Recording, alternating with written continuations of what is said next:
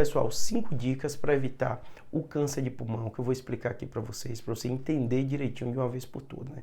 O câncer de pulmão é um dos cânceres que mais matam no Brasil e no mundo, tanto homem como mulher. Ele tem a primeira dica que eu vou dar, é um fator comportamental, que tudo bem, é uma escolha sua, é o cigarro, né? O tabagismo, o cigarro clássico, né? Rico de nicotina, que você compra, que é uma das maiores substâncias que as pessoas têm dependência no mundo, junto com a bebida alcoólica, né? Cria uma dependência química. Sei que é uma escolha pessoal, né? Crime nenhum você fumar cigarro, né? Então, se você quiser, você pode, né? Você tem sua liberdade para fazer.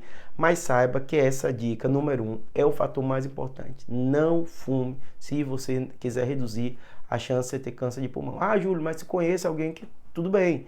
Fumou muito e nunca teve, tem 90 anos, 80, diversas vezes eu vejo essa história, né? Como eu falo aqui com vocês, tudo a gente fala de estatística, probabilidade. Não é todo mundo que fuma que vai ter câncer de mama, inclusive ou câncer de pulmão. Inclusive tem gente que tem câncer de pulmão que nunca fumou. Então é a probabilidade, mas aumenta em várias vezes a chance de você ter um câncer de pulmão. Então não fumar o cigarro, nicotina, o cigarro convencional é um dos fatores mais relevantes. Segundo fator relevante, né, que a gente orienta e fala para vários tipos de câncer, inclusive o câncer de pulmão, é você fazer a consulta médica regular. Eu vou dividir em 2 grupos. Júlio, eu fumo, não quero parar de fumar, entendi o risco, mas quero continuar. Você vai ter que fazer de forma muito mais precoce uma avaliação com o clínico geral, informar isso. Hoje em dia tem até o debate, né, sobre se é necessário ou não fazer para o paciente fumante pesado e tal, tomografia, para até investigar se encontram as lesões menores, porque a chance é tão alta de quem fuma muito, se for o seu caso. Vale a pena você conversar com o seu clínico, pneumologista, oncologista, se há necessidade ou não para isso, né? Mas só de você ir para o clínico geral, para o cardiologista, ele vai fazer exame. Então, uma série de alterações no pulmão, que só não câncer, né? DPOC e outras coisas que vão acontecer na pessoa que fuma, né? Mas se você não tem esse fator de risco e quer evitar o câncer de pulmão, mesmo assim, vá para o seu clínico geral. Porque o médico ausculta, ele ouve seu pulmão, ele ouve suas queixas, às vezes é uma falta de ar, é uma tosse estranha que você tem, são sinais que o médico às vezes capta na consulta e acaba indo no exame, pedindo o exame e descobrindo de forma precoce o câncer de pulmão. Essa é a segunda dica para você, uma das dicas mais importantes, né, que a gente tem. Falei do primeiro do fumo, do cigarro, né, e agora a gente está falando desse aspecto, né. Terceiro aspecto muito importante, história familiar. Ouça a história da sua família. Ah, Júlia, eu não conheço o pai de pai. Tudo bem, converse com o pai de mãe, vê tias, primos, tios, se tem uma história de câncer de pulmão. Tem uma série de mutações genéticas, estou falando de pulmão, mas olha os outros também, que às vezes acontece de forma familiar. Ah, tenho muito câncer de cólon, muito câncer de mama na minha família, muito câncer de pulmão. Tudo isso o médico vai ouvindo, ele vai fazendo uma análise da potencial risco você geneticamente ter alguma mutação para predispor você ter câncer de pulmão também.